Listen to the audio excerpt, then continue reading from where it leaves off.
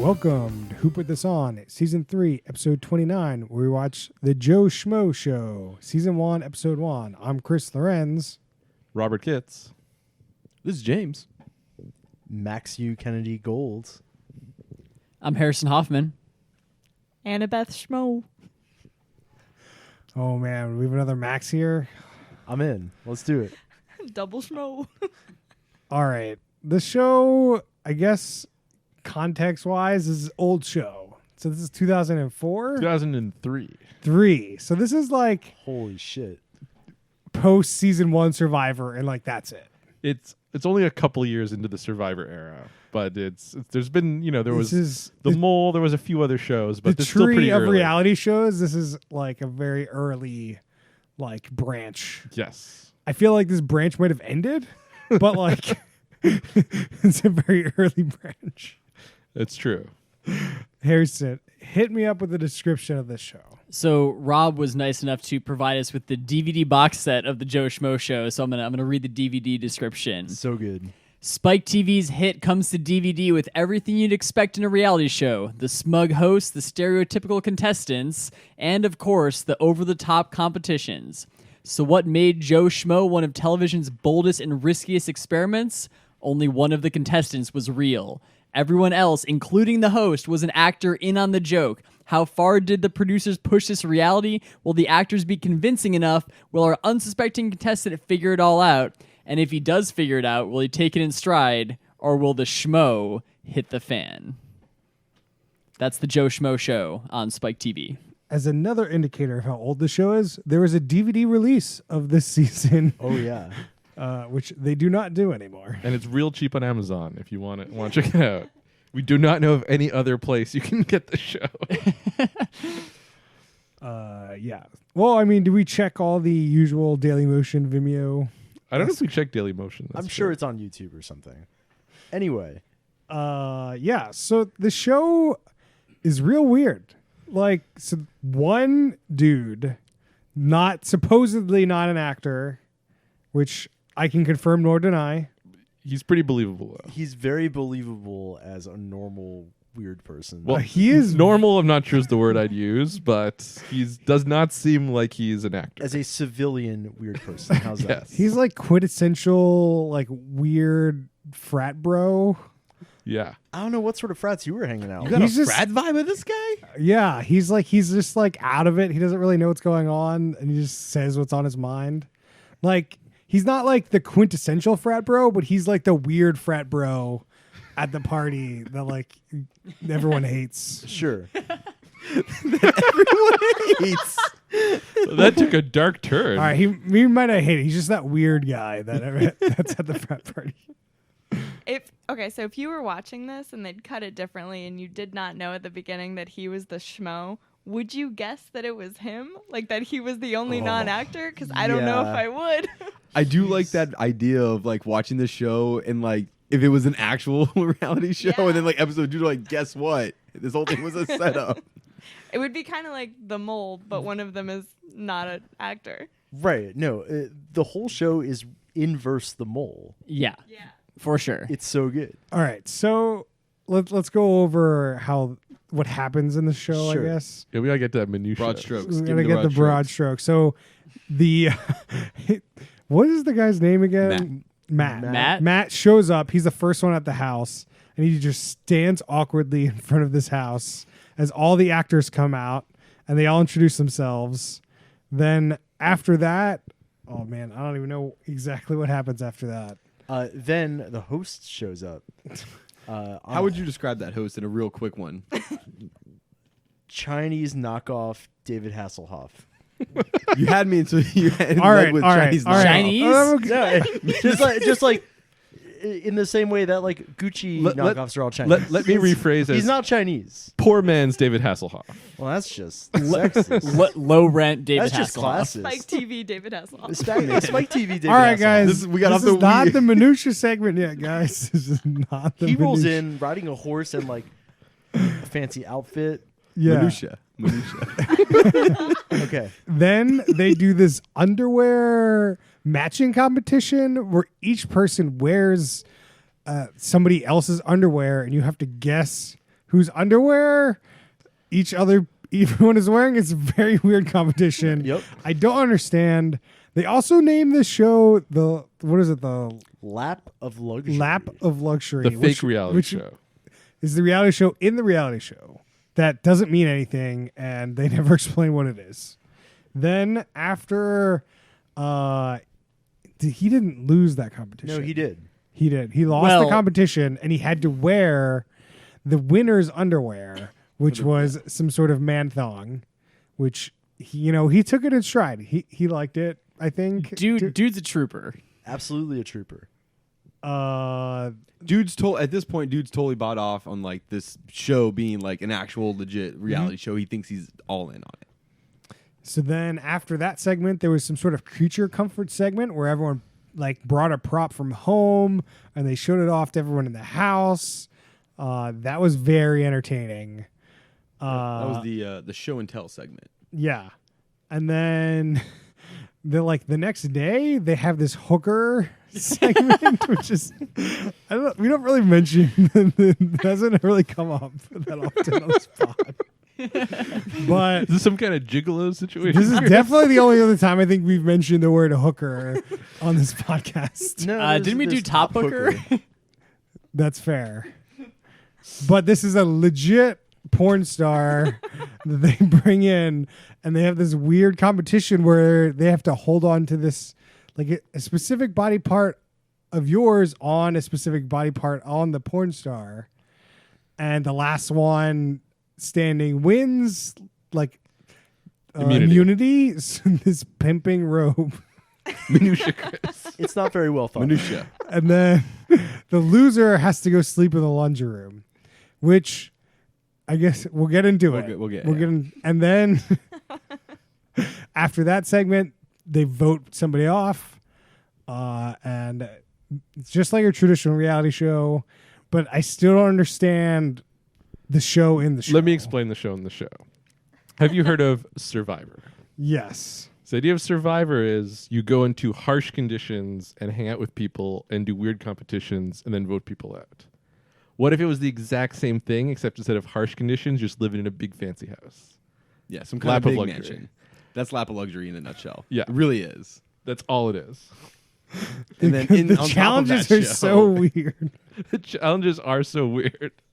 Right. I mean, we'll get into it, but like they're weird because the producers are just messing with this Matt dude because it's like the Truman Show inside of this Survivor show In a fancy house. in a fancy house. I have to get into the minutia as soon as All right, possible. we No, gotta- we're there. We're I think there. that's it. We're We're Gotta in. go. Release us. Can we go back to Chinese? We gotta David go- Hasselhoff somehow. Like I want to go back to how No, White no, Max that's is- the last place. That's the last place. Okay. So little context. So like I actually watched this show in 2003, and that was when Spike TV was new, and so they were all like, "We're the TV network for men. We gotta do stuff like that." So a lot of the weird stuff in this show, it feels like it's trying overly hard to be like quote unquote masculine. This is a Spike TV show. This is one of the first original Spike It makes TV shows. so much more sense now. Yes. Like I have so I much agree, more context. I agree with you. Like, I had no idea. Yeah. Yeah, I mean, It's like you're this- watching the show and it's just like the nature of it and the comments and like the way that it's sort of cut is in a very, very uncomfortable place in today's modern state.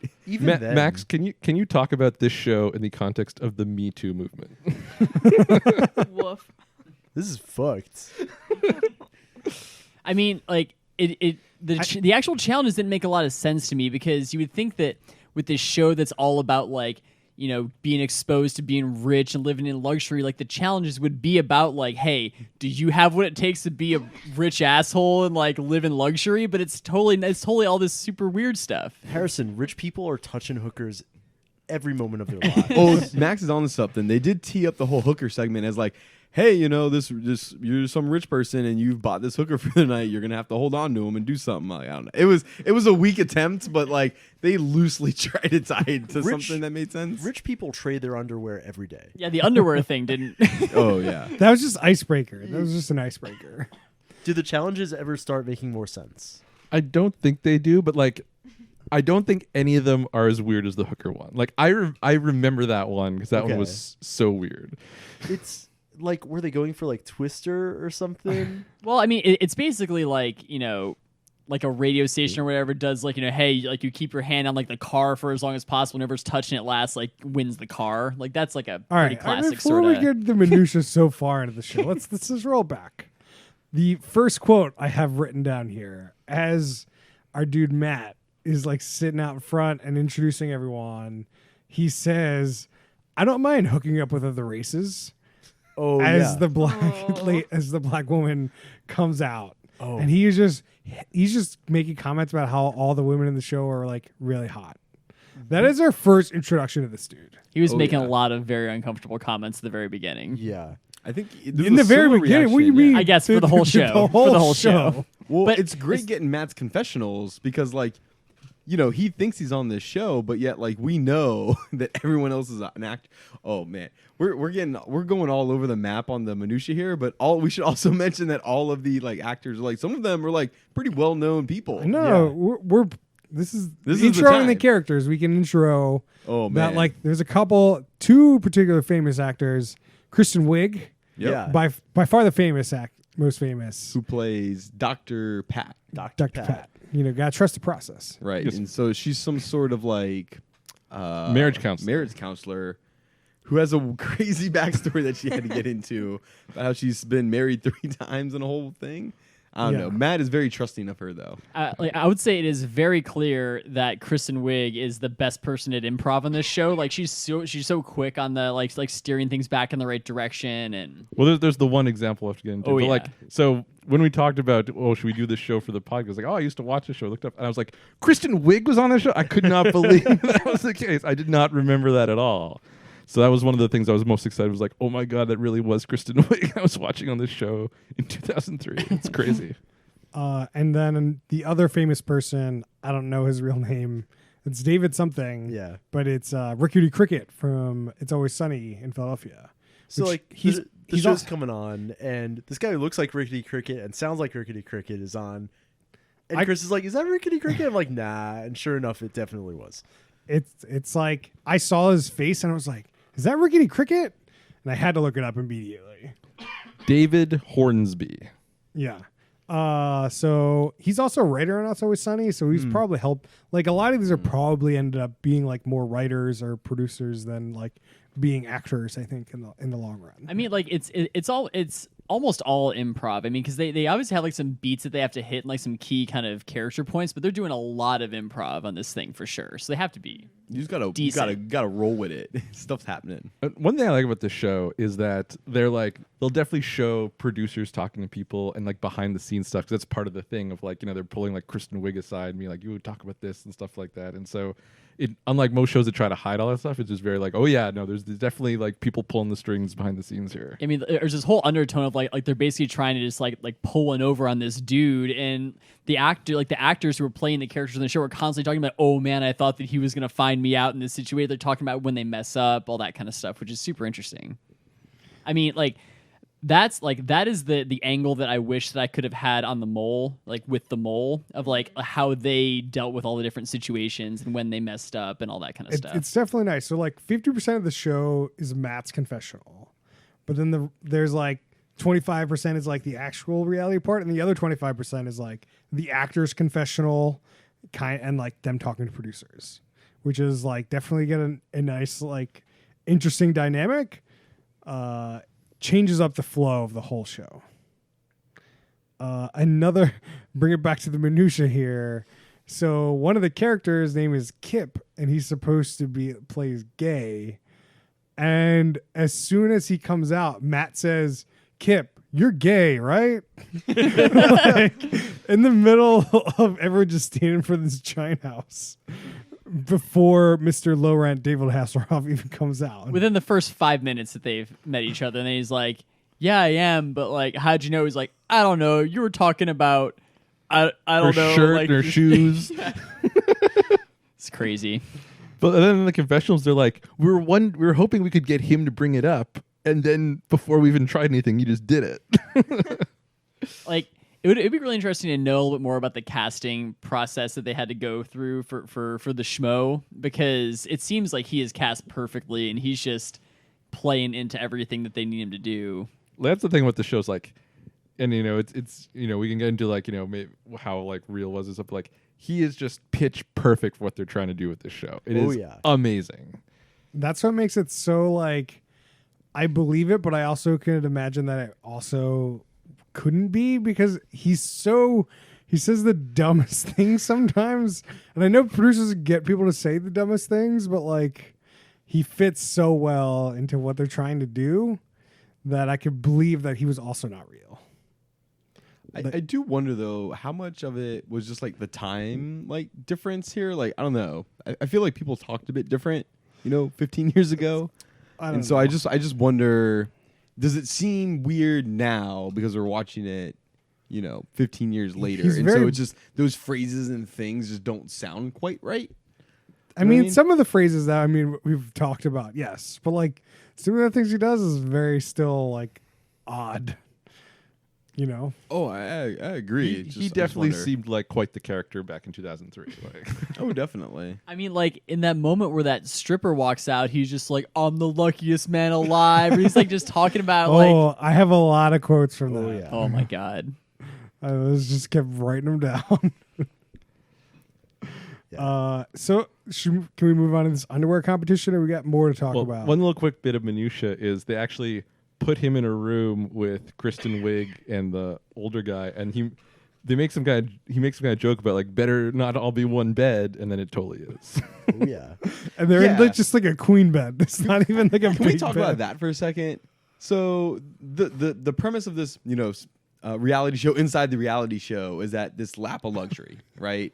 Yeah. And the whole idea is it's like what, 8 or 9 or so people, 9 people, and they're all just staying in this big fancy mansion, right? That's the whole premise. And they're all like making a big fuss. I mean, obviously the actors are, because they're that's the goal. They're all like making such a big fuss about like, oh, this is unbelievable, and I can't believe all these. And it's like, it's just a big house. And you fast forward and you look at like today, and like obviously we've watched shows like The Challenge and all these other shows where they're in some house. This house doesn't seem like much of anything, and there's not really any tie to luxury. And on top of it, there's this big mansion, and they're all like sharing rooms. So I'm so confused by like how this lap of luxury is like resulting in like people having a room with 2 other roommates in the same bed. For one thing, that guy got to try smoked salmon for the very first Yeah, it was time. like that was a big deal. There was a great spread. There was a catered lunch. Buffets. Right. Did he actually eat the smoked salmon? He said he didn't eat salmon, but he was impressed that he got to see smoked salmon. Oh yeah. Yeah. I thought that's what he said. I thought that he said he doesn't normally eat salmon. So just that he doesn't normally eat salmon. I heard him actually say he doesn't eat salmon. I think he actually said he doesn't eat salmon, but it was good, and I was very also is what he said.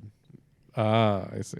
Well, like it kind of seemed like he's never had the opportunity to eat any kind of salmon. Yeah. And then he was just floored when it was smoked salmon. He was just Like, we got smoked salmon here. They smoke their salmon here. this is the lap of luxury, guys. Right. I think that, like, do you know what I mean? It was just I know it was what you mean, odd. but I think there's 2 parts to this. One is that, as you said, we've seen Challenge, we've seen Bachelor, like our impression of what to expect has changed. And B, they only had to impress this one guy, and he is clearly impressed. And if the only thing they're comparing it to is Survivor, at least they're in a house. I guess that's true. It is a house with a pool and a hot tub and whatever. I don't know. It was a odd fire to me. pit. Yeah, he did. Yeah, They did reference a fire discussed pit, the fire even though pit. we never saw it. And a hot tub. There Now is you're talking. And a also hot a tub. pool. So like We see the pool a bunch. Yeah, but I mean, it's a I big agree with mansion, you. but it was just the lap of luxury does not equal me sharing a bed with 2 other people, Yeah. and particularly a queen bed. Like, right. And then the host comes in later. He's like, "Are you all enjoying your like luxurious lifestyle and stuff?" You're like, "Well, not really. I got to share this bed with 2 other people I just met like a second ago. It's not ideal." when we get to the other minutia, he like literally bombed a competition so he didn't have to sleep with people. Yeah, we'll have to get to that. So like, it's clear that he did not like that. So this underwear competition, Underwear competition. I thought this was pretty good. I was these people trying to wear like the other gender's underwear. So all the women were wearing men underwear and all the men were wearing women's underwear. I'm gonna say it. The women had a real easy on this one. Oh yeah. Oh yeah. But Matt definitely made more lewd comments about the women, even though they were wearing men's underwear. Yep. Yep, that's true. It's very strange. Don't worry, the show made up for it being easy on the women later. The the men didn't just wear the women's underwear though. They were wearing like these weird like skin colored Like something Spanx almost. like underneath it. It was very strange. Well, Yeah. one of them was crotchless panties, so it was like, okay, that makes sense that you need to have. It all But, made like- sense until the last dude went. But yeah, one guy was naked. And when we say they wear them, they like came out and they did like a dance. They did like this like strip tease kind of thing in this underwear. It was very odd. I'm gonna put it out there. It looks like Harrison when he has a tutu on. He does a little gyrate. It's oh great. yeah? Yeah. When have I had a tutu on? At kickball. Oh, that grass hula skirt. yeah, That's yeah, right. yeah. That's right. That's That's right. right. It's such a specific reference that no one will have an idea about on this podcast. So one of the As all the listeners know. Right. Everyone knows that one time Harrison was playing Everyone kickball knows. in a tutu. This is for us, not our listeners. Sorry, Kay. one of the actors comes out and does this like amazing. He really gets into it. Then his confessional is like, they needed the beefcake and I provided the beefcake. Oh, that was That good. guy was I think that was great. Brian, or the Yeah. portrayed Brian, His name is also Brian. The His actor's name was is also also which was great. I also like how this competition was on some kind of red carpet that goes over part of the pool.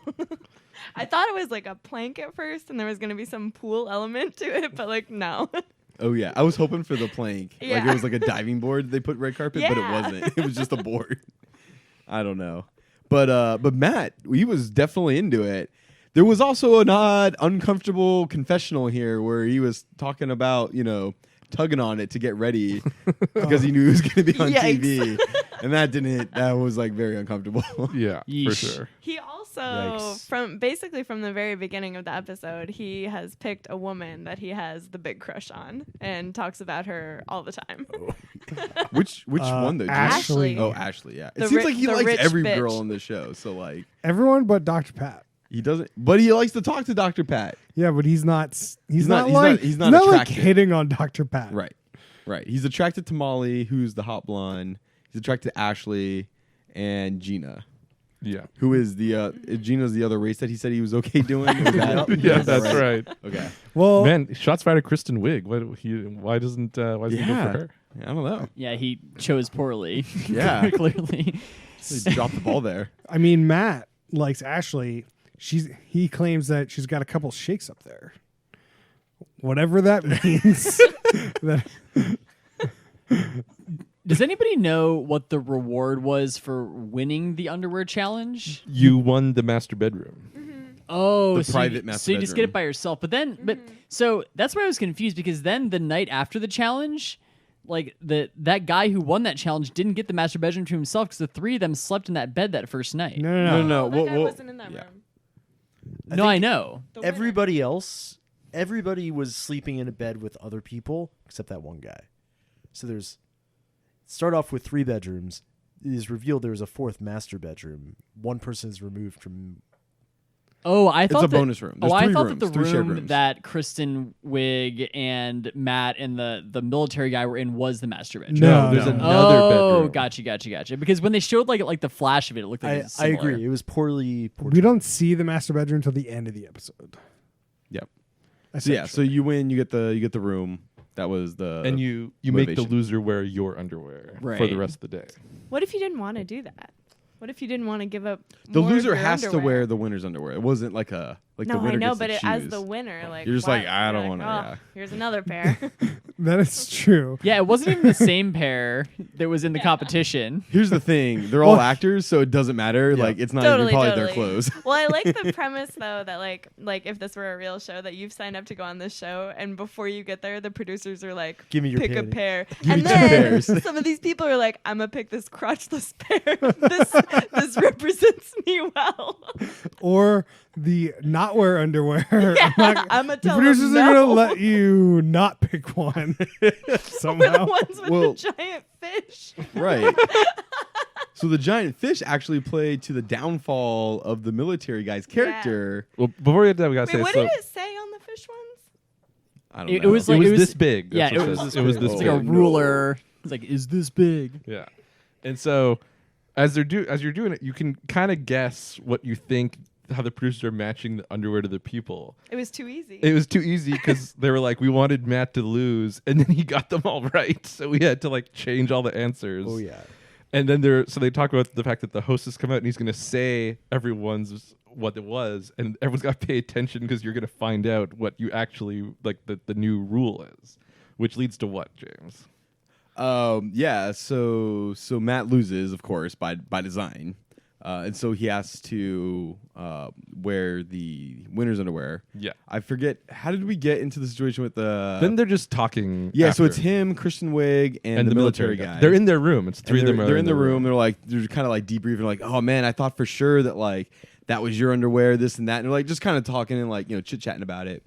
And man, I can't remember that guy's name. It was like Gary or something. I don't know. Should we just call him Gary? Just call him military guy. Military guy. So military guy's like, yeah, I really thought that like, that fish underwear was totally Brian or whatever. No, he thought it was his. He said they thought it was Matt's. Oh yeah, that's exactly right. Okay, so military guy's talking to Matt, and he's like, yeah, I definitely thought the fish underwear was yours. And Matt just kind of looks like with this specific sort of puzzled but thinking, cross-eyed kind of look. Yeah. And he's like, wait a minute. Isn't that your underwear? And he just goes blank, and he obviously realizes he's fucked up. Enter Kristen Wiig. Enter Kristen Wiig The to game the changer. rescue. Kind of gives a little wink to the military guy. It's kind of like, well, but like, oh, the producers made you take your glasses off, though, right? You're probably supposed to wear your glasses. Maybe you should try putting your glasses on, or like just a bunch of like trying to like lob some softballs to him to get him to kind of figure out. Like, a you story thought out those of it. Christmas underwear. You thought those were fishes, right? There's this great scene of her saying, yeah, you had the fish underwear. And then she's nodding, but she's just like very forceful, like, I'm telling you to pay attention to me, not. Oh It's yeah, so good. She definitely saved him. So his was clearly the camo underwear, His was clearly the camo underwear. and they changed it. Right, they definitely Yeah. changed it. That one was like an easy like guess, right? Yeah. Like, what are the producers doing? You don't want it to be easy to guess. I think mean, that- if your objective is to get the only person who's actually guessing to not get it right, you can't make it easy to guess. Right. Well, I But- think they're also or trying you to just make it like, set those characters out. Yeah, I mean, it's just obvious. You have the camo underwear, but it's not for him. It's for somebody else. Right. So it's obviously the wrong answer, but it's obviously what you'd guess. Right. But I could see it just be a thing of like you don't think about it that way. You're like, oh, everyone else knows the answer. He doesn't. He's not going to get it right. They're like, oh crap, he actually did it. They kind of underestimate him a few times. I think that's like the thing. he's like they definitely like because he also comes off and he says some weird stuff, but like he's not dumb. Yeah. So every time between like commercials, they like show when they come back, they show what time it is. Oh yes. It And- takes so long to realize that's what was happening. Yeah, It's well, the style of it. Yeah. So like Semicolons. it's like 24-hour clock. So it's like when it's like 5 o'clock in the show, it's like 17. Then it's a semicolon, whatever, 00, like 5. And then they have milliseconds. So they're like, just It's 4 'cause degrees of super- time. But Super like, quick. The way they show it, it's like this grid layout, like a producer's kind of view. And to me, it really looked like a timestamp or a time signature on like when you're editing. And so like for the longest time, I thought that was like, oh, we're like 17 hours into the show, 18 hours into the show, because it was like the timestamps. And then I Some think sort of Robert Chris- 24-esque thing? It's like, no, that's just the time of day it is. Super confusing. But I think that's just what they're going for. I think they are trying to go for like it's like you're getting the editor's view of what's going on, and they The but, like, cutting room misleading. floor. but like that Yeah. Chris mentioned, like the clock and the quad box. It's like this is 100% a 24 thing going on. It really is. The semicolons, though, I will never. The semicolons separating the times are just something else. doesn't make any sense. That's how you tell time in the lap of luxury. I mean, since we're talking about this commercial, there's a lot of recapping going on. Oh, yeah. This is, By far the very, worst part. very bad, reality show editing. They give spoils away That's in true. about to come up. It's like, all right, and about to come up after the break. It's like, what? It's And not then after the brick that like I think we'll get to it. Like I think the way they do the elimination ceremony is so good, but they'll show the same part of it like 5 different times. It's really bad. Ugh. Yeah, like we knew who won the elimination challenge or whatever before they even started the elimination challenge. And they say the best lines like 4 times before you get to hear the actually say the line. Yeah. Put your hands on the hooker. Oh, Oh, ready, Set, touch that hooker. That one was actually good though, because it did that cut to commercial. I was just like, Like, what? That's right. Not only did it have recaps, it had next time. Like we were discussing the next time on. Yeah. Yeah. So then after this blow up, they have this creature comfort segment, which isn't really teed up very well. It's just like, yeah, I brought this thing, and I was like, what is going on here? And they're like, oh, eventually we got this creature that they're this is something they brought from home. And like the one dude brought like a man-sized doll. That was great. That was Like a like that punching is bag. the oddest thing, and it's not like it's like a punching bag with like a face and arms attached to it. It's like something I've never seen anywhere. Okay, here's the thing though. It's not as weird as the doll that guy brought into the Bachelorette though. You remember that? Where that guy had that insane doll? Yeah, I but kinda that was like the that doll. producers. It had Yeah. to What about DJ Pauly D and the Sammy Sweetheart be. doll? Oh, that was great. Oh. There's a lot of dolls in reality shows. Can you rank? Can you rank Rank the dolls? Sammy Sweetheart number 1. No Rank doubt. those dolls. I can rank all the dolls. They're all terrible. This is definitely worst doll. Ashley brought in like some shitty looking bracelets for everybody, and Matt said it's very thoughtful. In addition to her being hot, I'm wondering if those bracelets are gonna like come back into play if they like put something into his bracelet or like I don't know. Poison. Like there should definitely be something about the bracelets. What was Matt's creature comfort? Matt's creature comfort was this stuffed Pittsburgh Steelers football. It wasn't a football. It was like a. No, it was. It was like It a was. plush It doll. was like a plush football. It was a plush. I was just trying to describe it was like Sure. a plush. It's Stuffed not like an football. actual football. Stuffed I don't know football. what a stuffed football is. It's like a plush football. It's like a pillow. It's a Yeah. football pillow that someone had peed on. I don't remember the whole story, but someone had peed on it previously. That's about all we know about It it. was like his nephew or something. He was giving it to his nephew, and there was some sort of peeing involved. It wasn't clear if it was on the football or not. I don't My remember. impression It's on the was football. this was his nephew's football, and then one day he was playing with it a bunch, and the mom's like, "Why don't you keep it?" And he's like, "Really? That's great." And then she calls him later and is like, "By the way, he peed on it. That's why I Oh didn't my want it God. anymore." Man, Rob, And thanks for clearing that story up because that was an incoherent story when he told it, I and missed that's all of about the that. Like, best explanation, I- and it still doesn't make any sense. I'm filling in a couple blanks. I don't quote me on that story, but I that's where I went with it. It definitely I don't seems like get it was why he cut still has wrong. it. This is Why one did of he those bring it to a things. TV show? This This is one of pea those things where football. like you can't believe that he's the real person. That's a crazy thing to bring. the producers are not creative enough for this. No. Yeah, agreed. And as like these things get introduced, like Matt is like discussing how he feels sad for people that didn't bring something with a connection to their family. Like the military dude had nothing, and he was like, "Oh, I feel sad for him because he didn't bring anything." And I'm like, "Well, you're the lap of luxury. You don't need to like bring your like blankie from when you were 3." Like, Your peed on football pillow. My favorite was like that the Hutch brought a night vision goggle thing, and he's just like, "I feel sad. He didn't have to bring something that tied him more, made him more think more about his family." yeah, yeah. he said that multiple times. But especially with the night vision, I just thought it was really funny Hutch, Well, and the Hutch says something about watching him at night. because the night vision might actually be useful in some situations. so I think that's going to come into play for let's sure. let's take a second here to talk about Hutch. Hutch is Rickety Cricket, Absolutely. which we didn't bring up, and he's the asshole of the group. So he's like going around just acting like an asshole this whole time, and it's clear that Matt wants to kick him off.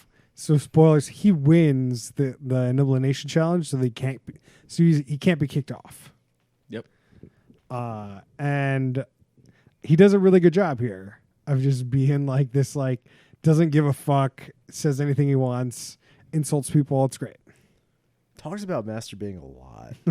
He like picks his nose on Oh, camera yeah. a bunch, which is great. He I want peed in the to sink. get those producer notes to be like, you got to be picking your nose. Just pick it. Yep. Was that a producer note or was that his own improv thing? It's like, I know what I need to do right now. I think I they're don't just know. like, you know what to do. It's itching. The acting in this show is sometimes unbelievable. Oh yeah. And sometimes very not believable, I would say. Like, there are definitely a lot of moments in the show where Matt's just kind of like, I'm not exactly sure what's going on, but people are acting like very weird for some reason. People are just kind of, yeah. And like, he ends up kind of coming up with some other explanation for like, oh, they must be trying to play me or something. But he definitely picks up on some of the weirdness a few times. Definitely.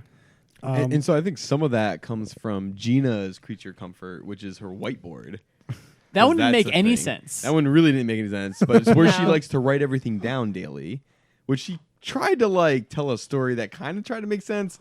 But at the end, it's a whiteboard. Like, I don't. You brought a whiteboard, Yeah, I don't Sun know. Tzu loved his whiteboard. right? Oh yeah. Like, somehow I think that it is Whose not. favorite author? Oh, It is not part of the art of war to write down your battle plans and hide them in a place where someone is definitely going to find them. That's probably not part of the art of war. And Gina is also a self-proclaimed Survivor fan that really likes Hatch, which I didn't know who Mr. that fuck Mr. that. I did not know who that was. she didn't either. She's like, shit in the confessional. I forgot Hatch's Well, first somebody name. explain to our audience who Yeah, Hatch please do. is. Richard Hatch was the winner of the first season of Survivor, and so her character is supposed to. It's sort of her idol is Richard Hatch, but then when she's talking to the group, she just called him Hatch because she just forgot his name. Mr. No, Hatch. first she just said Hatch, Yeah. and he was like, Mr. Hatch, and then the confessional, she's like, his name's Richard Hatch. I forgot. Yeah, I so also she- knew him as the ugly naked guy. He Yeah. also was that. That's all I know him as. How long after Survivor Season 1 did this happen? So Survivor Season 1 was 2000. Okay, and so this it is was a 2003. Okay, a few years after. Got it. Yeah. But it was produced probably only like 2 seasons of 2002. Survivor might have aired. Like, Yeah, I mean, because there were a couple of references to the first season of Survivor, like just in this first episode here. Oh, I do want to go back and watch that speech in Survivor. Anyway, 100%. yeah. And then like after this like this comfort thing, they like go to dinner, and they're like, "Oh, why are you here?" And Matt says he's here because he has nothing else to do.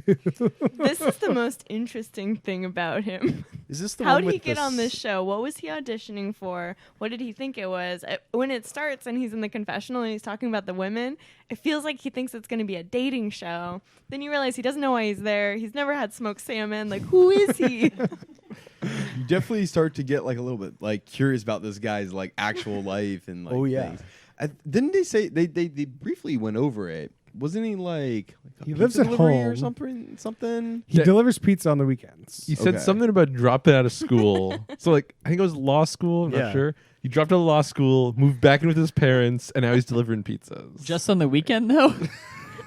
That's what they said. That's what it said. That's the hot time to deliver pizza. I mean, that's definitely when they have to staff up, but that's so sad. maybe he wasn't in the regular rotation. He was just taking the weekend shift. Yeah, I think he like it says himself. He's like, they're like, why did you want to be on the show? He's like, I got nothing else to do. yeah. He's like, I don't care about the money. I'm not here for money. Oh no, he definitely wants the money. Didn't he I say think he he's said the just money not will there change for his it? place in life. Yeah, but didn't he also say that like that wasn't his like? But that's not the how main reason he's here. Yeah, that's the not main the reason he's main here reason. is he's got nothing else to do. Which Oh like my God. I thought that he was building up towards like, yeah, like I'm not here for the money. I'm really here to like, like find something out about myself or something. That he was like, I'm just here because I got nothing to do, and my parents kicked me out of the house for the month. Honestly, that's a great reason to be on the show. He's an incredible person. So the one thing about the show is that like they have only one person to really focus on in confessionals, so they don't have to like spread the love around like 30 people. Yep. So like he gets a lot of like dumb quotes, but I feel like he gets a lot of the dumb quotes because the producers spent a lot of time, and we get a lot of airtime of his dumb quotes.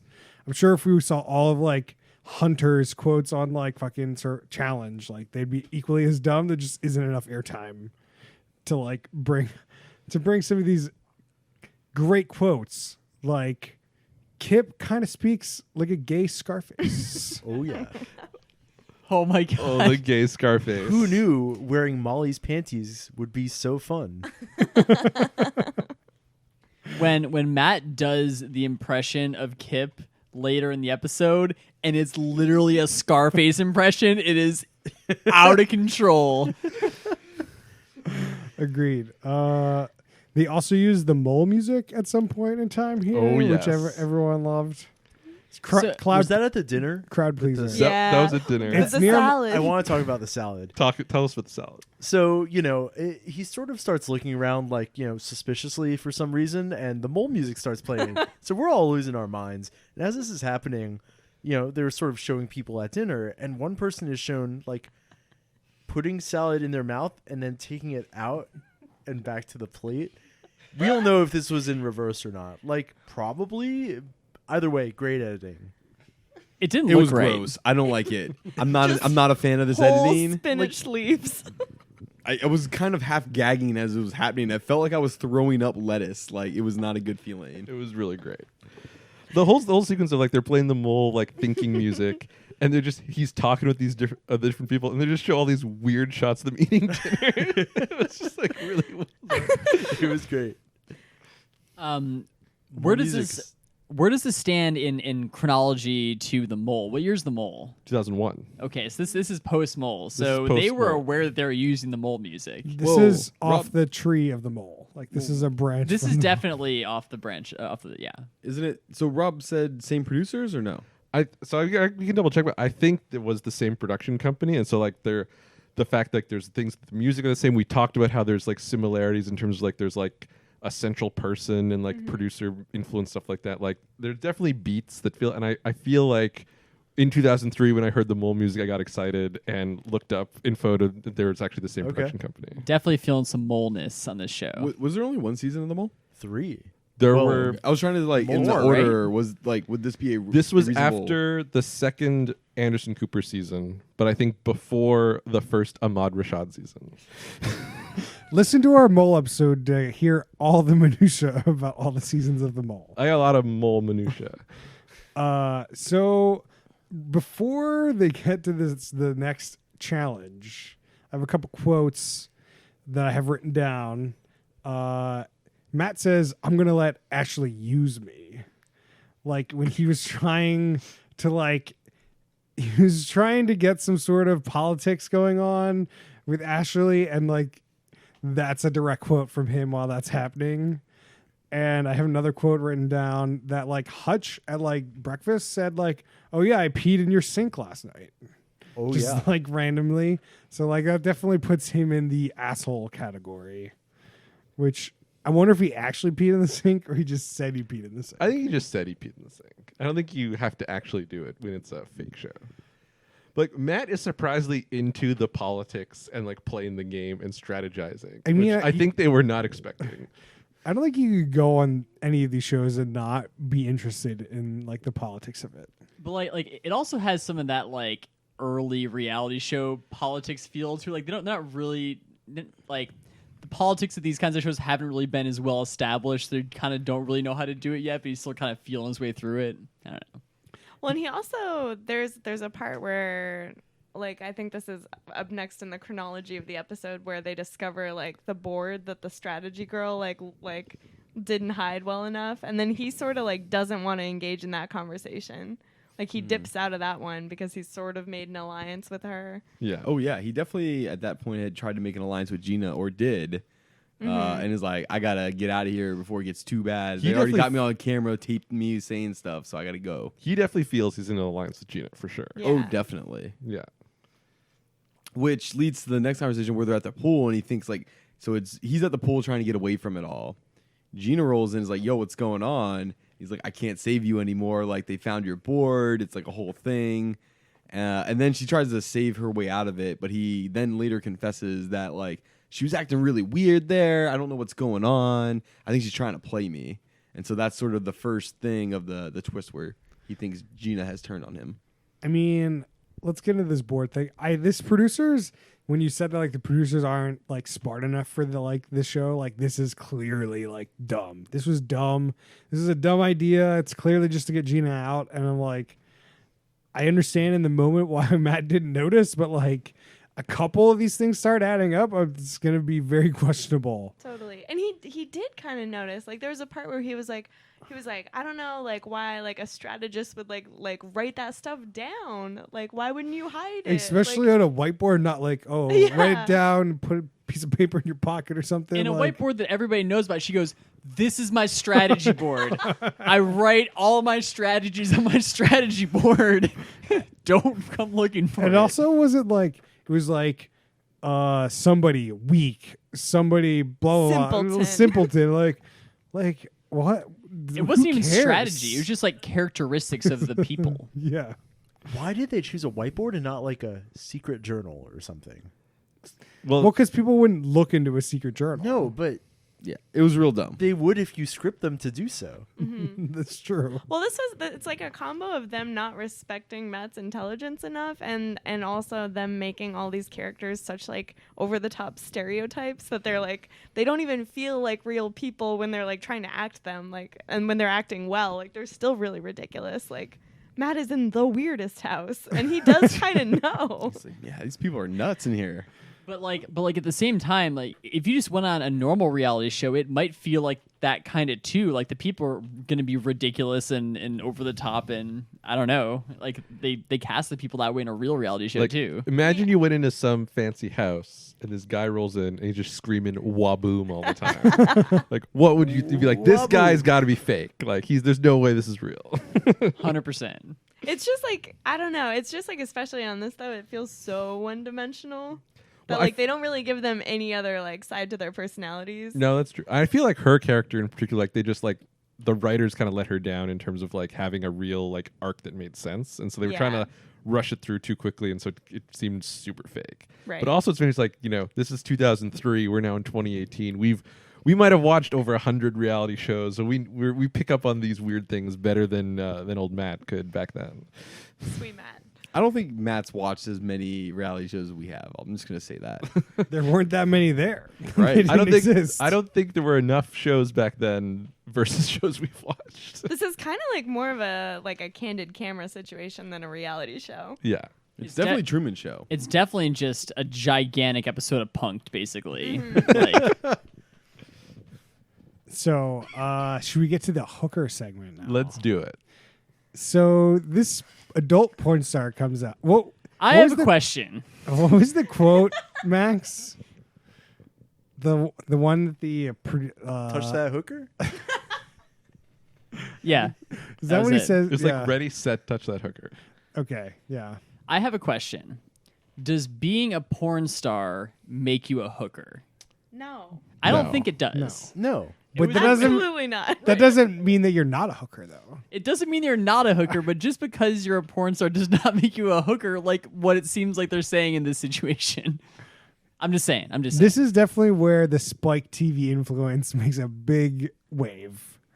Like, Also, to be clear here, she's playing the role of the hooker. Sure. But her tag was like adult film star. So like And- she is playing like she is acting as the Oh, hooker. so she is Like, just as- actually right. supposed to be a hooker, but Matt recognized her Yeah, from yeah, yeah. some porn, right? Yeah. They like announced her as Tawny. an adult actress or Right. something. But it wasn't the name of the game like something about a high class hooker, and that's Yeah. why they kept calling her a hooker. Mhm. Yeah. Yeah. Hands on a hooker. Hands on a hooker. Right. She is playing the hooker. so did he notice her from a porn before? Like, No, definitely. They were like he mentioned it, and they were talking. It's like, oh yeah, Matt definitely knew this girl from some porn that he saw. He said Doesn't he the host couldn't comment wait on to it? go and Right. tell all No, his it was the buds host about who it. said that, wasn't yeah, it? the host is like, I think he's seen those films, and that was like the one cutaway where we just had the host yeah, talking it's to the just camera. like so brief that I No. was like, I like the that host line a lot. was just like he's clearly a big fan. This was the host's only confessional, by the way. the host is like hiding behind the fountain. He's like, I gotta talk about this. So as this adult actress comes out, Matt keeps saying really odd things. He's like, somebody's looking down on me. Oh, I'm getting better. I'm so happy right now. I'm so happy right now. I'm going to need to look around as he like looks around. That's a later quote, I think. When he's walking It's- around yeah, your yeah. body. Yeah, Oh, the yeah. dream come true. like all of these like really lewd things to say as this like just adult actress comes out. He seemed to say at some point that like he's never been able to have a hooker before because he just doesn't have enough money for a hooker. He said something like that. I was like, oh. So it wasn't a hooker. It was he has never been able to get a attractive girl with blonde hair and fake boobs. That is true. Because he's like, I can't get that. So I'm real excited to be here or something. And then I think the moment, or at least they cut it this way, the moment he recognizes her is when she takes her top off. And he's like, oh. I've seen those before. Yep. Now I know who this is. And then so as this challenge ramps up, they have to pick $1 off of out of the bra or panties of the adult actress. And he like looks around. He's like, I'm gonna need to look around. Takes his sweet time. Takes his sweet, So excruciating amount of time. Like it's an uncomfortable amount of time. and it's weird because they just pick this dollar, they give it to the host, and the host reads it. So it's like, why do I have to pick the $1? Because clearly the host is reading whatever they. Yeah, that's it's already a level scripted. of indirection. Already scripted. So he has to put his hand on the adult actress's breast. Her right breast. Whatever it doesn't fucking matter. He's very excited. He's very excited. Some people had to do really weird placements, like chin on forehead, and like What about Hutch's? Ew. Hutch's Yeah. was insane. what was Hutch's again? So Her Hutch, hand, groin. his crotch. There you go. Yeah. That was whatever. Moving There on. was like butt on knee, and there was like nose on navel or something, like just poses that are like super hard. And then there was hand on breast. Like, So the producers queued it up. They wanted it to be Matt versus Hutch at the end. So they gave him a pretty easy one that he could handle. But then James, they teed it up that Matt did the unthinkable. Yep. What did he do? I don't know. I'm over it. You're over it? I'm over it. He pieces out as soon as possible because what you get for losing this challenge is you sleep in the laundry room. And he's like, I want that. I want to sleep by myself. he needs to sleep, Max. So he just says, I'm out. And the camera cuts to like the control room where all the producers are. And they're losing their fucking minds because they didn't expect this guy to do it. Also, all That's the cool. actors are losing Yeah. their mind, Yeah. and they like do we do cannot now? keep it together. There's the great shot of they're all still got their touching, with these weird like chin on forehead and stuff like that. And then they all this like stunned look on their face. That's such a great shot. Yeah. I mean, it kind of makes sense. He's like, hey, I just want to sleep by myself. I don't want to sleep in a bed with two other strangers. So, I mean, makes sense. Yep. Yeah. So here's a major weakness of the show. So as Matt leaves this competition, we have to sit here and watch these actors act out this dumb fucking competition in some half believable way that I just completely check out on. This is honestly this part where I checked out of the show. Like, I'm just like, Yeah. this is boring. I don't need to see this. Just fucking fast forward through this. Like, I don't care. And it felt, I think that everybody has seen the challenge from last night, but it felt particularly weird watching this after seeing people hold their arms above their head for 5 hours on the challenge last night. And then you see this one and people are dropping after 5 minutes of touching a boob or whatever. It's just, Yeah, like this competition should have lasted like days. oh yeah, it should have lasted all day. Kristen It's Wiig so was easy. like, my leg was cramping up after 10 minutes. Of doing what?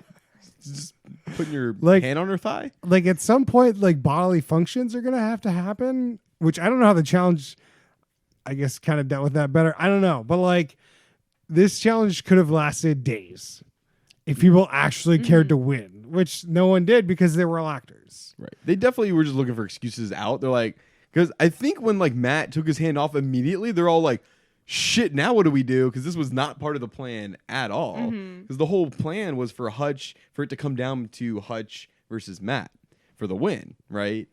And then so like all the actors like, we got to somehow drop out of this thing. Like none of us really want to do this. So like, how do we do it? So they just found a dumb way to get out of Well, it. in, like, a Hutch just short amount of bullies time. everyone out of the competition, Right. essentially. That's all that happens. Well, he bullies the last couple of people up. Like Christian Wig was just like, I'm not Well- doing Yeah, a this couple people anymore. just I stand mean, up so immediately. like, if you've got your nose on somebody's navel and like somebody has their hand on a boob, like somebody else had a hand on the other boob, like you're not gonna win that competition and you're not gonna be last. There's no real like indicator to just like leave. Especially if you don't really need to win. Like you're not gonna be kicked out because you're an actor. Like you're Right. not Yeah. like you know who's gonna be kicked out and it's not you. So like I'm super uncomfortable. I'm just gonna like get up. Like So Matt makes a weird comment here because he's out early, right? And he makes a comment that's like, "Look, you guys won't vote me out anyways. You guys should just like stay in or whatever, right?" And that was a weird comment to me that he's like, I don't know why he was implying that they wouldn't vote him out. I mean, like, I didn't get what his thinking it was. seemed there. like he just felt secure in the alliances that he had made, and he didn't feel like he was Yeah. under threat of being voted out, which is weird. He's like, but- "Look, we all know we hate Hutch. We're gonna clearly vote him out. So don't worry, everybody can just take your hands off, and we'll just kick Hutch out of here somehow." And it was like on the first day. I'm like, how are you so confident in this plan right now? It didn't make Yeah. any sense to me. he also acted like real badass. Was like, yeah, Hutch wouldn't say that to me. I'm bigger and badder. Like what? Yeah, so Hutch starts picking on Kip, who Kip and Matt are kind of getting, Matt's kind of buddying up with Kip for whatever reason, and he gets pretty protective over it. Yeah, it's. I think he said he's the baddest dude in the house. he's the biggest, baddest dude in the house. Meanwhile, the military dude is there. Just There's standing no way. Definitely not. Like he is just he's an older guy, but like But he wears fish underwear. Yeah. I am looking forward to the point where they finally throw. So there's this ongoing thing about how Kip has built up a story. He doesn't know how to swim. He's pretty scared of the pool and the deep end, yada, yada. At some point, people in the house are like, hey, like we should learn, like we should teach you to swim, whatever. And Matt's like, yeah, I totally got phobias too, man. I totally get you. Like, okay, sure. And so while Matt is defending him at this moment, Hutch's like, I'm going to throw your ass in the deep end of the pool. And Matt just gets up. He's like, there ain't no way you're going to do it. I'm going to beat your ass. So I'm really looking forward because I know it's got to be coming. At some point, they're going to throw Kip in the pool. And Matt's going to get into it with Hutch probably. Definitely. And that's going to be great. That was kind of a sweet moment. Like Matt's a problematic dude, but you're like, oh, Matt. He's Like, gonna do oh. it. on that note, it is kind of nice to have these producers like teeing up storylines. Not that many, but they're teeing up Kip with that storyline and Kip being gay, but he's gonna eventually not be gay, which will also be kind of. I think they kind of teed that up. In Oh, the you think next Kip's time going to come out as not gay at some point? Oh yeah, they teed it up and they teed that he said that, and then they teed it up a little bit with a hot tub. He was definitely getting with the two women in the hot tub in the next time. Oh, yeah. The upcoming. I thought you just meant the reveal that he's an actor. That's what I was thinking. Yeah. No. So you That's think- yeah. crazy. I mean, we'll Rob? see. I mean, I he don't already remember answered, that, yeah. but that doesn't mean it didn't happen. Okay. I thought they were just teeing up. I didn't know if that was like teeing Well, up the that he actor was hooking up said with that them. he wanted. That's what they were going for No, at some point in the show. When the actor said that, I think he was saying he's not actually gay. So at someday Matt will find out he's an actor Yeah. and he's not Oh. actually Yeah, gay. that's what I. Yeah. So I got the impression from when he's in the hot tub with the ladies, it's just that like the gay best friend kind of thing. Okay, I mean, I might be wrong. We'll see. You'll have to watch the whole rest of the season and tell us. Okay.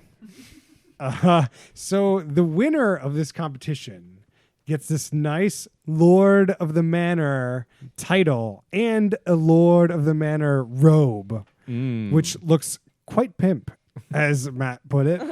Matt which I- accurately put it. Which I cannot deny that. It does definitely look quite pimp when low rent David Hasselhoff comes out with the Lord of the Manor pimp robe. It was quite a scene, I think. And doesn't Matt say that he doesn't care about winning the challenge, but he kind of wants the robe? He definitely mentioned he wanted the robe. And also after this competition, Matt said that the most important thing to him was touching that right breast. Which Priorities. is And the just- producers were like, he could let go. which I don't like, just the things this dude says. It's nuts. All right.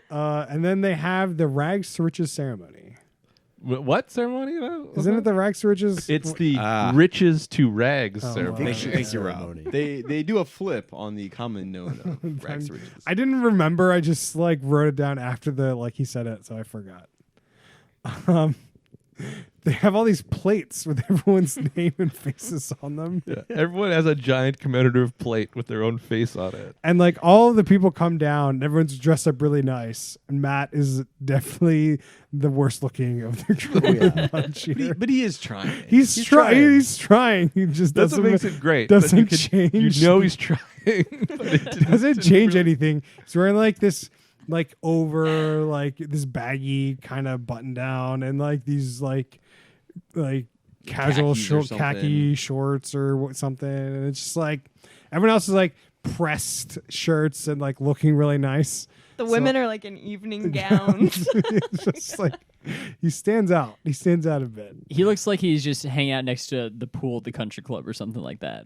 Yeah, so they've teed up Gina's leaving essentially, so they go vote. Everyone votes for Gina.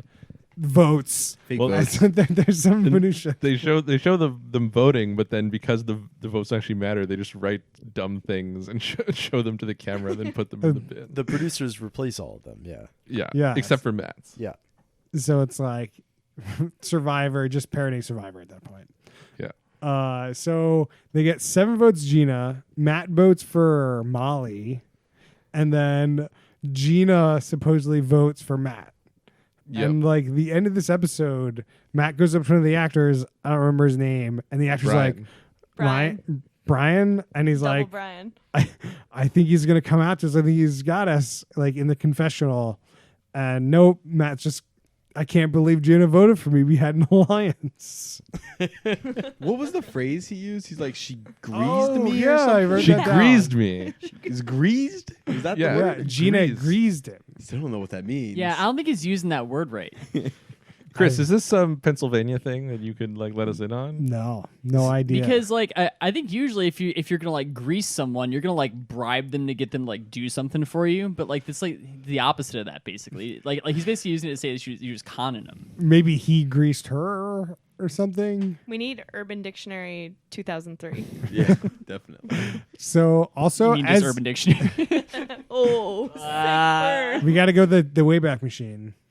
But he's pissed. Like, Oh, he's mad. real mad. But it's so funny because they're like, oh, he started acting weird and like looking really suspicious. He must be onto us. It's like, no, he's just pissed that she voted for him. He's trying to play that game.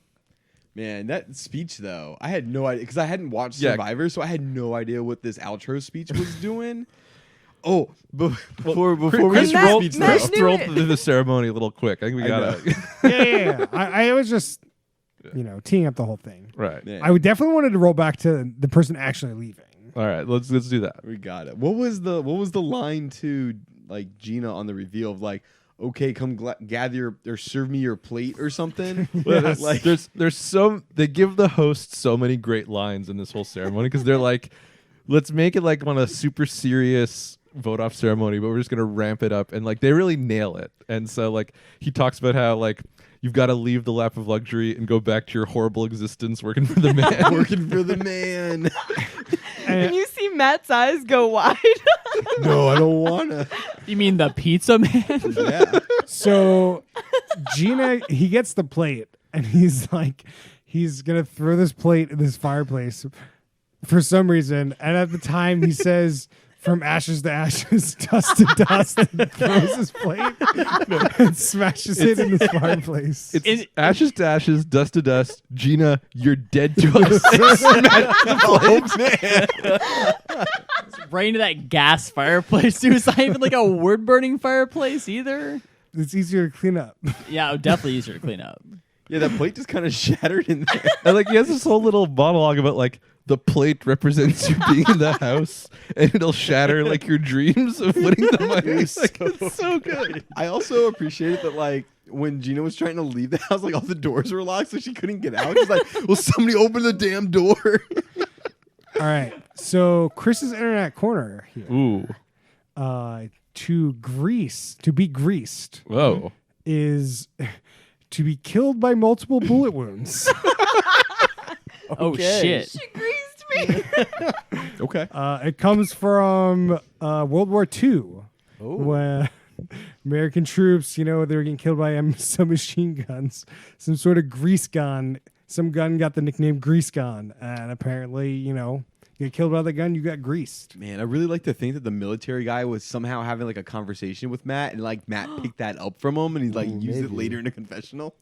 That would be great. So definitely not what I expected, but I guess not technically. It's not used in a great way, but you get the meaning across. No, I it think. seems accurate. Yeah. Any other minutia people Well, want to bring up? when Gina's voted off, she gets a chance to address the group one last time before she departs. And her only Which is signature- very odd. This and- never happens. And her signature characteristic is that she's this big time Survivor fan, basically. Yeah. And you just and it's a callback to the famous snakes and rats speech from Survivor, but it just goes in a lot of weird directions and just rambles on incoherently for a while. It's pretty nuts. Here's my question about this. Do you think that whole speech was scripted and that she had it memorized? Yes. Or do you think that she was just like, she started down it and she's like, I'm an actor. This is my close-up. This is my only moment. I'm fucking going for it. And she just starts to just lay it on? Or do you think it's 100% scripted? I think it's scripted. I think it's scripted, but it was definitely a little too long. So I could definitely see her like trying to memorize it, but like kind of improv in a little bit and it kind of dragging on a little bit. I don't think she just tried to seize the moment. I think it was mostly scripted. Matt's face, like he kind of sensed that something wasn't really right with that speech. Like he was just going on so long and it was really weird and like she wasn't doing a great job really selling it, I feel like. No. And Matt looked very confused about what was happening. Well, no, he straight up said, "Man, that was really like that Survivor speech." I mean, Well, he was also pissed that he had put two and two together and knew that she had voted for him. She was also pissed about that at this point in time. Yeah, it's unclear how much his facial expressions were just that he was mad at her at this point. Yeah. Sure. To be fair, when she's talking, because I did not know about this Survivor speech, I was equally confused and probably had a similar look on my face. It was like, what in the fuck is she talking about? She's talking about rats and the big rats eat the small rats and the small rats eat the smaller rats and those small rats eat the cockroach. I'm like, I'm very confused here. Yeah. you It's got an more of ins- that speech than I did. It's Yeah. an unbelievable amount of drama for like the 2 days they've been on the show. Right. Yeah.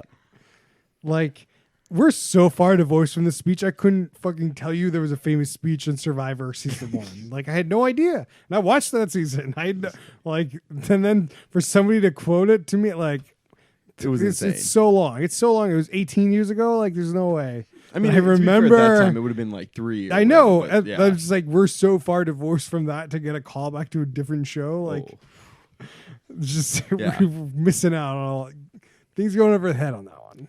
But like my point being there is like I was equally as confused, and I feel like if you're Matt, like it's not unreasonable to like, have a confused look on your face. It's like, what is she? She's really rambling about something and really upset. Like I don't know. It seems like you just lost the show. I think Get this on is at maybe it. one of the reasons they picked Matt is like his face is so expressive. face. Yeah. So many times during this one episode, like he has the looks. It's amazing. They also Yeah. always have the cameras on him, but Yeah. still, it's so good. But still, his eyes are like popping out. He's like rolling his eyes. He's like looking up at the sky. Like he's so expressive. Yeah, that's like they got asked who could do a Matt impression, and the guy who does Kip Yeah. basically just makes his eyes real wide. Yeah, But it's like, yeah, no, that's definitely it. it's really good. It actually did kind of look like him. No, then they actually took a shot of the two of them together, and yeah. Matt's like trying to do it too, and it was really good. I guess minor minutia detail we glossed by was that like they were doing all they like sat around a table and did impressions of each other, and Matt did the gay Scarface impression, and then Kip, which is the gay person in the show, did the impression of him, and then at the end of this like little powwow, Kip gives him the like master suite which he won in the first challenge, which is very odd. Like it made no sense. It's almost like the producers wanted him in that room. And then they made a comment on how the producers wanted him in that room. Yeah, So why didn't they just let him win the competition the first time? I don't know. I don't know. Just wanted him to wear that thong? Is I that think like? they're playing into this, like trying to build up that Well, no, that buddy was the- relationship with him and Kip. Like they're trying to build that up as like a story arc. I think. I feel like they're building it up to tear it down. Oh, definitely. right? But like you gotta give them like, oh yeah, like you gave me that room that one time, like, oh, we're kicking it off on these things, and then like all of a sudden we'll see what happens. Wait, that was the competition where he pieced out. That was the hooker one, though. No. Was No, it? that was the underwear one. The underwear The one. is underwear the one one- was for the room? Yeah. Oh, okay. The other one was for the pimp robe. Okay. Oh, okay. So Matt okay. throughout the whole Never day mind. has been wearing Kip's man thong underwear, very and he's good. very confused how anyone can wear a thong. All right, Rob, give me the rating. So I'm a little torn on this one because there's definitely some parts that are very good, and there's definitely some parts that are real bad. And you know, like like I talked about, like really the photo ceremony is good. I think they're like, well, everything they do with the host, where it's like him trying to be like an over the top reality show, thing's really good, and like Matt has a lot of really good reaction stuff. But then like reality show editing is real bad. And you know the 2003ness of it all is a little hard to take, and sometimes it's just hard to watch, and sometimes it just goes on too long. So I guess I'm saying it's in the middle. Shocking. I'm This is shocked to hear that so rating out of shocked you. right now. Well, what do you expect? I was expecting you to go top. I mean, I'm going top on this one. Do it. I think that like the concept for the show is really novel. I mean, it's obviously like a Truman Show situation that was. I think it kind of came out around the same time as like Truman Show, and I think there was that other movie No. not similar time frame. No. What year That did movie- where that did Truman movie- Show come out? 90s. Oh, okay. Well, it was okay. It's definitely at least inspired by it. But like, I thought it was a pretty novel concept for a TV show, and I thought it was pretty entertaining. There's definitely some stuff about it that hasn't aged well. A lot of the reality show stuff around the edges is not very good. But like as a package, like it's very entertaining. Like I was very very entertained watching this show. All right. Max, what do you got for me here? Middle third, middle of the middle. Concept really excellent. I would almost like to see it come back. Execution, I'm with you, Chris, that I just tuned out once he pieced out of that hooker thing. Like, why bother watching the rest of it? Great idea. Execution middling. The casting is great. Just like, yeah, it got boring. Those moments where like the producer's plan breaks down and everyone kind of looks around and doesn't know what to Right. do, I think are some of the best moments of the show. That part is fun. The 10 minutes of them resolving it, less so. Yeah, so I mean, I'm also going to put this in the middle. I don't think it's terrible. I like the execution. I like the idea. I just don't think the idea has the kind of legs for a 45-minute, let alone hour and a half episode we watched. Like, you got to move it along. It's got to be quicker. You can't have this for reality show editing. And I think the writing needs to be better. It just isn't produced well enough either. Like, I checked out multiple times during this show, but I also loved this dude and his quotes. So like he was entertaining. If this person was less entertaining, like it all relies on this one guy. Oh, if yeah. he's not entertaining, this show could be bottom of the bottom. So like this dude's elevating it. So like they did a great job casting him, and like some of the other actors are cast well, some not so much. But so season 3 has been very meddling. So in the middle it goes. James? Yeah, so I think to some of the similar beats that have been mentioned, things that I really don't like are a lot of the edits, a lot of these skip ahead sneak peeks as to what's coming up. I hate the fact that like they spoil the own show that you're currently watching. Have similar gripes with MTV and other shows that also do this dumb bullshit. I hate all of that stuff. However, I just really, really like the concept, I think, of this. Like, I just loved like this like Truman Show wrapped into a reality competition show. And while it like the 2003-ness of it doesn't carry that well, I actually really want to like kind of keep watching and see what happens with it. So like, I think I got to go in the top on this, but I will ding it a couple and put it as a bottom of the top third for me. And really, it's just around like it'll like a bunch of the production, a bunch of the editing. But I do agree. I think like what makes this good is like Matt is a lot of it. And I actually really like the improv of it. I kind of like that it's not super scripted, and like seeing these like actors and actresses just kind of like figure out a way to like save their own ass in like a situation. It's just pretty intriguing to me. So I'll definitely watch some more of it. One thing that as people were talking, I thought was that, we've talked about how I kind of like the shows that are kind of not really on rails properly, and that sometimes that means the shows kind of go off the rails and have kind of sort of bad moments and aren't as interesting, but I kind of like it. So as you guys are talking about it, I talked myself into it. I'm going to put it in the top. Oh, he's adjusted on the Oh, spot. I don't know if you're allowed to do that. We got him. No, We it's okay. definitely can. I'm just messing with you. Annabeth? I was gonna go with James. I was gonna do like bottom of the top because like I am similarly charmed by like Matt is a great character. Like the actors are really great. I love seeing like all the behind the scenes stuff, and I love sort of like the like early reality TV. Like I find like those really early, like The Mole, like I find it so charming and like amazing to like how much they show you and how much they haven't figured out, and it just feels like very honest. So I'm really into that. I think one thing that sort of like loses me a little bit about this show is like I like the cold open kind of part of it because you don't really understand what's going on, you don't really know where they're going with it, but like at the same time I kind of want to know what like, is it to make fun of Matt? Is there like some kind of ultimate thing they're trying to set him up to do? Like I think there's some kind of plot part of it that I don't really understand and I think could be done a little bit better. Mm-hmm. But I think it's great. I also want to watch more of it. Like I'm very intrigued about like where it's gonna go. Yeah. So, Rob, you don't have any good plans show. for this DVD for a little bit? I have no plans with this DVD. He's gonna burn you guys a couple copies. Yeah. So we're going a little long, but the challenge finally heading towards a finale. It's been like 4 or 5 months now, I think, since this season started. So I'm glad. And I'm also, bananas. Spoilers for this week's challenge. Bananas gone, which twice. He got eliminated twice, which is a lot for him in one season. Like, they had to pull some pretty crazy moves to stay in the season as long as they did. Like, they had, like, the alliances, the votes stacked against them for most of the season. Yep. Like, it's impressive that they stayed in as long as they did. Well, Bananas and Tony, definitely a power, like, they can't really do, what is it, like? Like, they have some weaknesses, They but have they some have weaknesses. some pretty strong strengths. Like, eating competition, no question, Tony is great.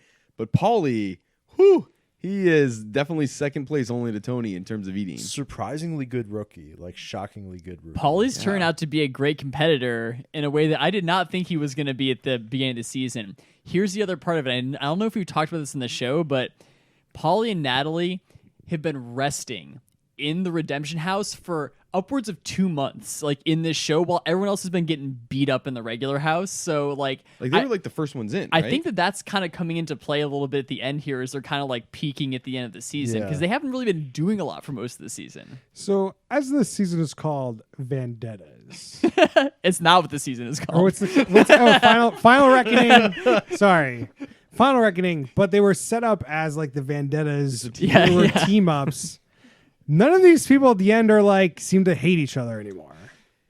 No, I mean people. All the people that hated each other are gone, except for Hunter and Ashley. They definitely do not like each other. Ashley definitely hate each other. Everyone else though is the other three seem to like definitely get along very well.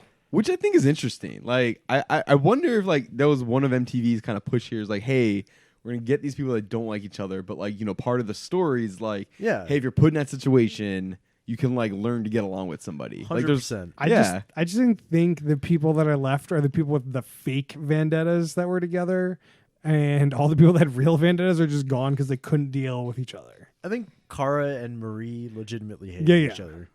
They definitely did, but they seem like legitimate friends now. It's wild. Which is like it's like its own impressive story in and of its own. Like who knows if it's all fake in the end, but like at least the show is edited. So it went from real vendetta to real partnership? Yeah. Oh wow. Well, that's definitely what MTV wanted to happen, to set up this like finale where one might turn on each other, which is obviously very good. One might say when vendetta just you friendetta. Is this only the second time in challenge history that they're doing the team where the winning team, the best performing person, can choose to either keep said money or split it? Yeah, so they famously did the same move on Rivals 3. So I mean this whole season is basically Rivals 4. They just didn't call it that. But yeah, they famously did this at the end of Rivals 3, and that's when Johnny screwed this other girl Sarah out of like $250,000 or some insane amount of money. It's great. Yeah, so I gotta think that Paulie and Natalie are looking pretty strong here into the final. Like I will say, shout out to Natalie. While I personally was not a fan of this last show in the challenge design, I will say that now Natalie did win, and that is pretty impressive. She's coming off 2 like really impressive showings here. I feel like in challenges. She like early season she was a terrible competitor, and then ever since she got like rolled around in that metal ball and like came out victorious in that challenge, like she's been just running through people. I mean, It's aside from crazy. the trivia challenge, she was terrible at trivia because she didn't know what a prime minister was. That's true. That aside, That's true. That was the one thing that I think Bananas and Tony, their huge weakness is trivia. Like they don't know anything. Or puzzles. Are either of them good at puzzles? Bananas is pretty good at puzzles. Bananas definitely overthought 2 of the questions. There was one that was what is corn syrup primarily made of? And he said sugar derived from corn, and they're like, no, the answer's corn. And like that was kind of not great. And then there was another one that was like posed like it was going to be a trick question. It's like, what side of the road do they drive on in Canada?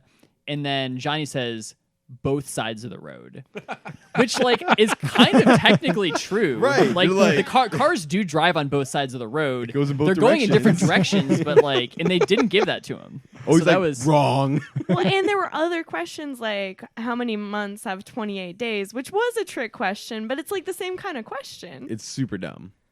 Yeah. Anyways, All right, guys. That's a great twinning answer. All right, guys. That's it for us this week. You can find us on Facebook.com/WhoPutThisOn. You can find us on Twitter @WhoPutThisOn. You can email us questions and suggestions at WhoPutThisOn@gmail.com. You can please rate us on iTunes. It really helps. And we'll see you guys next time.